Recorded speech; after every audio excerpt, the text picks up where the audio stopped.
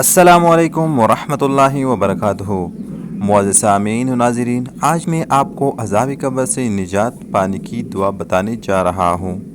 تو اس سے پہلے اگر آپ نے ہمارا یوٹیوب چینل سبسکرائب نہیں کیا تو جلدی سے سبسکرائب کریں اور بیل آئیکن کو دبائیں۔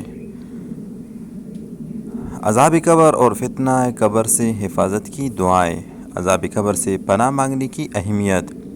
عبداللہ رضی اللہ تعالیٰ عنہ کہتے ہیں کہ نبی کریم صلی اللہ علیہ وسلم کی بیوی ام حبیبہ رضی اللہ تعالیٰ عنہا نے کہا، اے اللہ، مجھے میرے شوہر یعنی رسول اللہ صلی اللہ علیہ وسلم اور میرے والد ابو سفیان اور میرے بھائی معاویہ رضی اللہ تعالیٰ عنہ سے فائدہ دے۔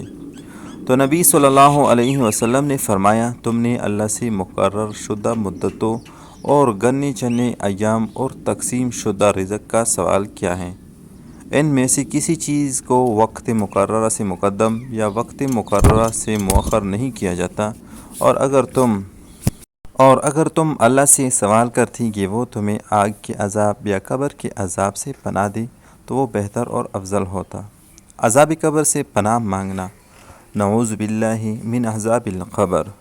ہم قبر کے عذاب سے اللہ کی پناہ مانگتے ہیں۔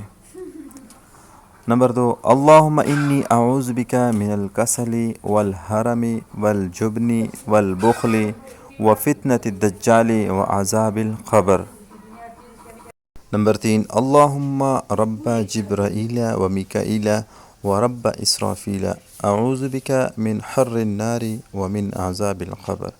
اے اللہ، جبرائیل اور میکائیل کے رب اور اسرافیل علیہ السلام کے رب، میں آگ کی تپش اور قبر کے عذاب سے تیری پناہ چاہتا ہوں۔